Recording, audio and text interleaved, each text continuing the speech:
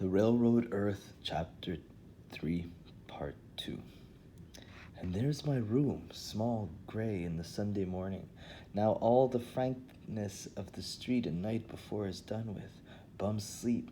Maybe one or two sprawled on sidewalk with empty poor boy on a sill. My mind whirls with life.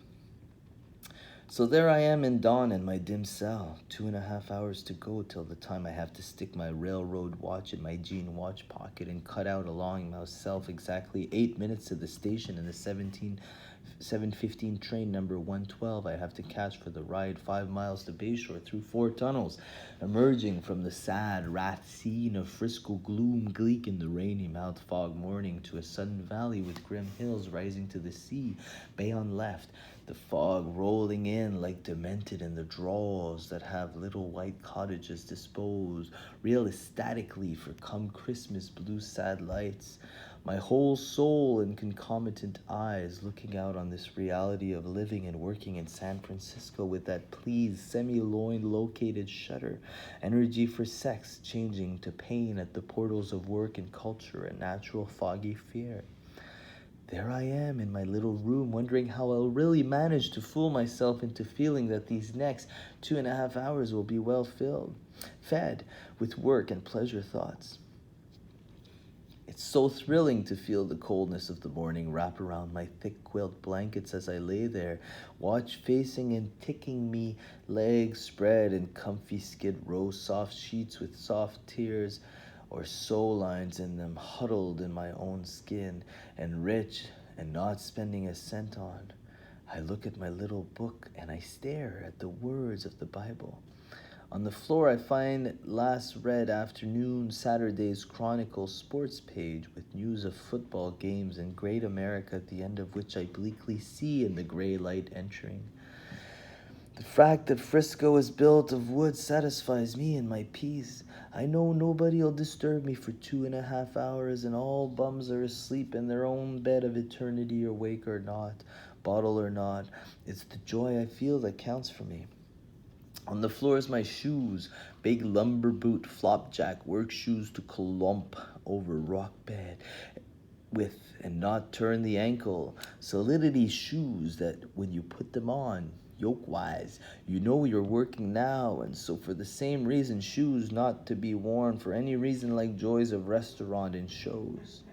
Night before shoes are on the floor beside the clunker shoes, a pair of blue canvas shoes a la 1952 style. In them I trod soft as ghosts the indented hill sidewalks of May Frisco all the glitter night. From the top of Russian Hill, I'd look down at one point on all roofs of North Beach and the Mexican nightclub neons. I descended to them on the old steps of Broadway, under which they were newly laboring a mountain tunnel, shoes fit for watersides, Embarcaderos Hill, and plot lawns of Park and Tip-Top Vista. Work shoes covered with dust and some oil of engines. The crumpled jeans nearby, belt, blue, railroad hank, knife, comb, keys, switch keys, and caboose coach key. The knees white from Pajaro River bottom fine dusts. The ass black from slick sand boxes and yard goat after yard goat.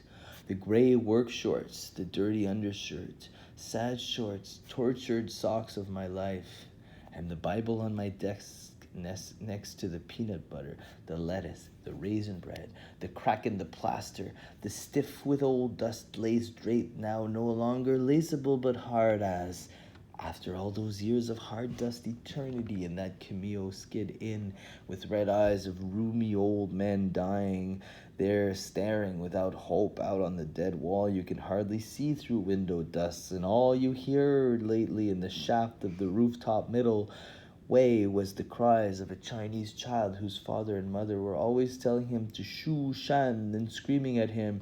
He was a pest, and his tears from China were most persistent and worldwide, and represented all our feelings in broken down Camille, though this was not admitted by Bum One, except for an occasional harsh clearing of throat in the halls of moan of nightmare. By things like this and neglect of a hard-eyed alcoholic old-time chorus girl maid, the curtains had now absorbed all the iron they could take and hung stiff, and even the dust in them was iron. If you shook them, they'd crack and fall in tatters to the floor and spatter like wings of iron on the bong, and the dust would fly into your nose like fillings of steel and choke you to death. So I never touched them. My little room at 6 in the comfy dawn at 4:30, and before me all that time, that fresh-eyed time for a little coffee to boil water on my hot plate, throw some coffee in it, stir it, French style, slowly, carefully put it in my white tin cup, throw sugar in, not California beet sugar like I should have been using, but New Orleans cane sugar, because beet racks I carried from Oakland out to Watsonville many's a time, an 80-car freight train with nothing but gondolas loaded with sad beets looking like the heads of decapitated women. Ah me, how, but it was a hell, and now I had the whole thing to myself and make my raisin toast by sitting it on a little wire I'd especially bent to place over the hot plate. The toast crackled up. There I spread the margarine on the still red hot toast, and it too would crackle and sink in golden among burnt raisins, and this was my toast. Then 2 eggs, gently, slowly fried in soft margarine in my little Skid Row frying pan, about half as thick as a dime.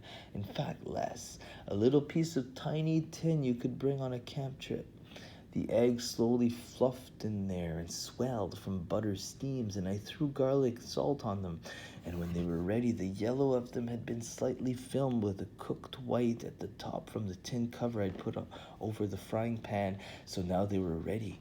And out they came. I spread them out on top of my already prepared potatoes, which had been boiled in small pieces and then mixed with the bacon I'd already fried in small pieces, kind of raggedly.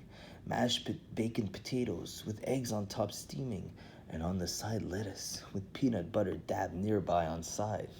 I'd heard that peanut butter and lettuce contained all the vitamins you should want. This after I had originally started to eat this combination because of the deliciousness and nostalgia of the taste.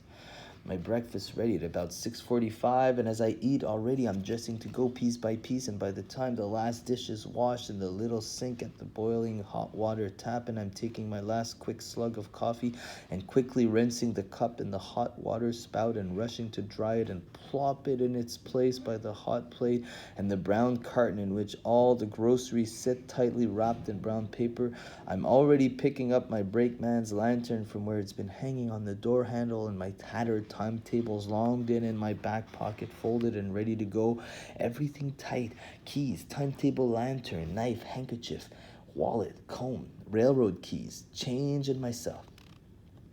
I put the light out on the sad, bad grub little diving room and hustle out into the fog of the flow, descending the creek hall steps where the old men are not yet sitting with Sunday morn papers because still asleep, or some of them I can now, as I leave here, beginning to disfuddle, to wake in their rooms with their moans and yorks and scrapings and horror sounds. I'm going down the steps to work, glance the check time of watch with clerk cage door. A hearty 2 or 3 old-timers sitting already in the dark brown lobby under the talk boom clock, toothless or grim or elegantly mustached. What thought in the world swirling in them as they see the young eager brakeman bum hurrying to his $30 of the Sunday? What memories of old homesteads, built without sympathy? Horny-handed fate dealt them the loss of wives, childs, moons. Libraries collapsed in their time.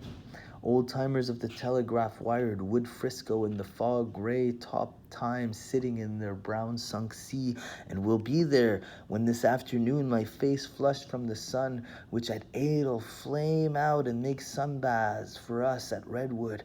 They'll still be here, the color of paste in the green underworld, and still reading the same editorial over again. It won't understand where I've been or what. I have to get out of there or suffocate, out of 3rd Street or become a worm. It's all right to live in Bedouin Inn and play the radio and cook little breakfasts and rest in, but oh my, I've got to go now to work. I hurry down 3rd to Townsend for my 7:15 train. It's 3 minutes to go. I start in a panic to jog. God damn it. I didn't give myself enough time this morning. I hurried down under the Harrison ramp to the Oakland Bay Bridge, down past Schweibacher Frey, the gray, dim red neon print shop, always spectrally my father, the dead executive I see there. I run and hurry past the beat Negro grocery stores where I buy all my peanut butter and raisin bread, past the red brick railroad alley, now mist and wet, across Townsend. The train is leaving.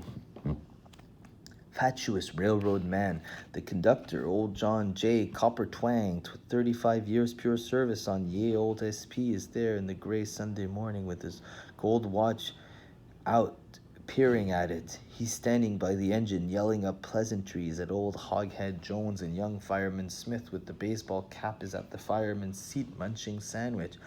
Well, how do you like old Johnny? Oh, yes, Titty. I guess he didn't score so many touchdowns like we thought. Smith bet $6 on the pool down in Watsonville and said he'd rake in it 34. I've been in that Watsonville pool. They've been in the pool of life, fleer timing with one another, all the long poker-playing nights in Brownwood Railroad places. You can smell the mashed cigar in the wood.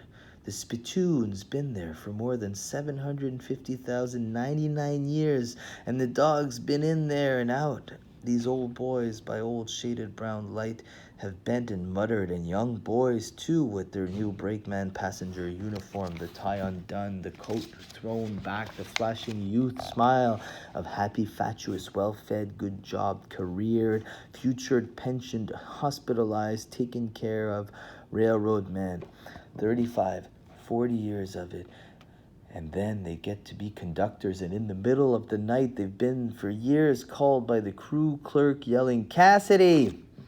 It's the Maxima localized week due for the right lead.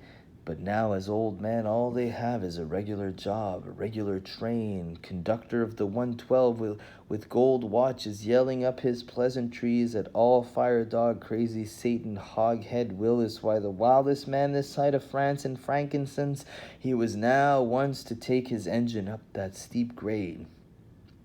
7:15, time to pull. As I'm running through the station, hearing the bell jangling and the steam chuff they're pulling out. Oh, I come flying out on the platform and forget momentarily, or that is never did know what track it was, and whirl in confusion a while, wondering what track, and can't see no train, and this is the time I lose there.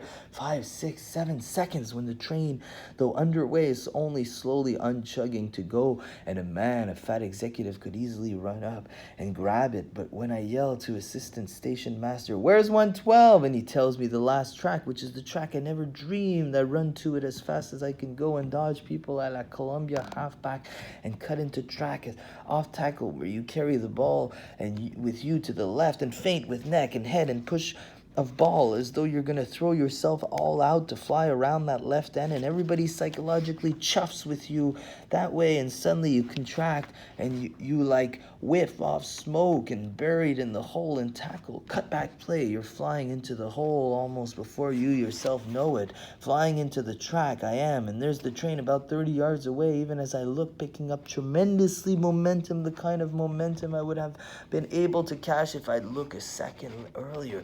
But I run, I know I can catch it. Standing on the back platform are the rear brakeman and an old dead-heading conductor, old Charlie W. Jones.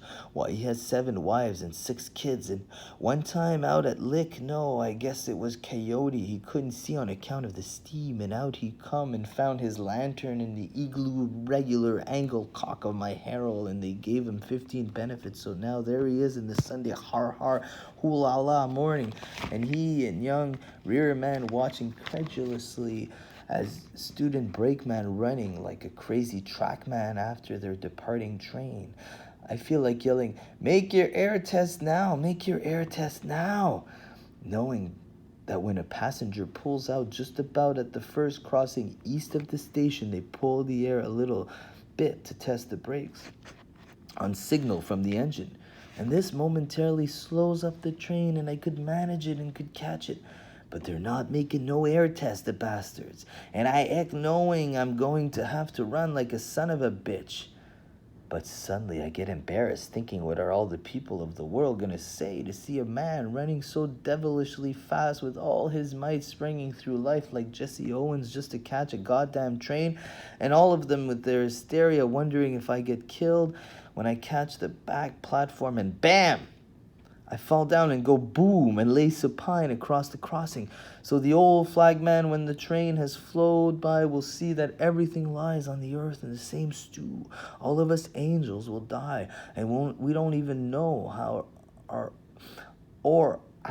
own diamond, oh heaven, will enlighten us and open new eyes. Open our eyes, open our eyes. I know I won't get hurt. I trust my shoes, hand grip, feet, solidity of yipe and cripe of gripe and grip and strength, and need no mystic strength to measure the musculature in my rib back. But damn it all, it's a social embarrassment to be caught sprinting like a maniac after a train, especially with two men gaping at me from rear of train and shaking their heads and yelling I can't make it, even as I half-heartedly sprint after them with open eyes, trying to communicate that I can, and not for them to get hysterical or laugh. But I realize it's all too much for me. Not the run, not the speed of the train, which anyway 2 seconds after I gave up the complicated chase did indeed slow down at the crossing in the air test before chugging up again for good in Bayshore. So I was late for work, and old Sherman hated me and was about to hate me more. The ground I would have eaten in solitude, crunch. The railroad earth, the flat stretches of long Bayshore that I have to negotiate to get to Sherman's bloody caboose on track 17 ready to go with pot pointed to Redwood in the morning's 3-hour work. I get off the bus at Bayshore Highway and rush down the little street and turn in. Boys riding the pot of a switcheroo in the yard goat day come yelling by at me from the headboards and footboards. Come on down, ride with us. Otherwise, I would have been about 3 minutes even later to my work, but now I hop on the little engine that momentarily slows up to pick me up, and it's alone, not pulling anything but tender. The guys have been up to the other end of the yard to get back on some track of necessity. That boy will have to learn to flag himself with nobody helping him as many's a time. I've seen some of these young goats think they have everything, but the plan is late. The world will have to wait. The massive arboreal thief with the crime of the kind, and air and all kinds of ghouls, zonked, made tremendous by the flare of the whole crime, and incrudelatures of all kinds. San Francisco's and Shroud Band Bayshore's the last, and the last furl bellow of the 8-plot palm prime tit top work oil Twix, and wouldn't you?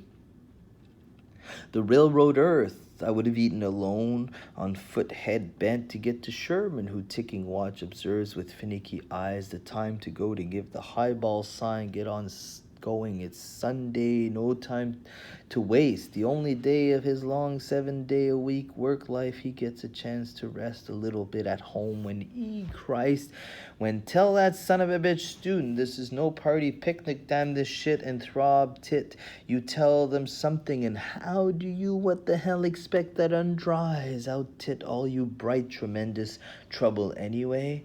We's late, and this is the way I come rushing up late. Old Sherman is sitting in the crummy over his switch lists. When he sees me with cold blue eyes, he says, "You know you're supposed to be here 7:30, don't you? So what the hell you doing getting in here at 7:50, you 20 goddamn minutes late? What the fuck, you think this is your birthday?" And he gets up and leans over the rear oblique platform and gives the high sign to the engine man up front. We have a cut of about 12 cars, and they say it's easy. And off we go slowly at first, picking up momentum to the work. "Light that goddamn fire," says Sherman. He's wearing brand new work shoes, just about bought yesterday, and I notice his clean coveralls that his wife washed and set on his chair just that morning probably, and I rush up and throw coal in the pot belly flop and take a fusee and 2 fusees and light and crack 'em. Ah, 4th of the July, when the angels would smile on the horizon, and all the racks where the mad are lost and return to us forever from Lowell of my soul prime, and single meditated long song, hope to heaven of prayers and angels, and of course the sleep and interested eye of images. And but now we detect the missing buffoon. There's the poor good man, rear man, ain't even in the train yet, and Sherman looks out sulkily the back door and sees his rear man waving from 15 yards, always to stop and wait for him. And being an old railroad man, he certainly isn't going to run or even walk fast. It's well understood. Conductor Sherman's got to get up off his switchless desk chair and pull the air and stop the goddamn train for rear man Arkansas Charlie, who sees this done and just come up lopping in his flop overalls without no care. So he was late too, or at least had gone gossiping in the yard office while waiting for the stupid head brakeman. The tagman's up in front, the presumably pot. First thing we do is pick up a car in Redwood, so all's you do get off at the crossing and stand back to flag, not too far. Don't I work the head end? You work the hind end. We got not much to do, and I want to get it done fast, snarls the conductor. Just take it easy and do what we say and watch the flag.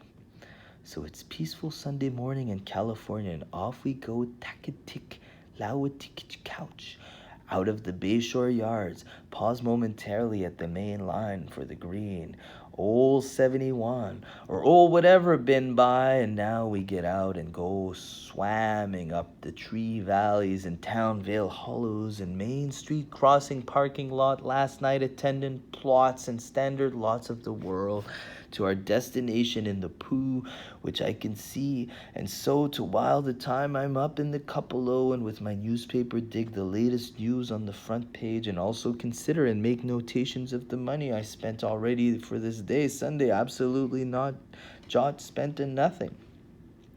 California rushes by, and with sad eyes we watch it reel the whole bay, and the discourse falling off to gradual gales that ease and graduate to Santa Clara Valley then, and the fig and behind is the fog immemoriate while the mist closes and we come running out to the bright sun of the Sabbath California. At Redwood, I get off and standing on sad oily ties of the breaky railroad earth with red flag and torpedoes attached and fusees in back pocket with timetable crushed again, and I leave my hot jacket and crummy standing there then with sleeves rolled up, and there's the porch of a Negro home. The brothers are sitting in shirt sleeves, talking with cigarettes and laughing, with little daughter standing amongst the weeds of the garden with her play pail and pigtails, and we, the railroad man, with soft signs and no sound, pick up our flour according to same Goodman train order that for the last entire lifetime of our attention old conductor industrial worker harlot High Sherman has been reading carefully, sons, so not to make a mistake.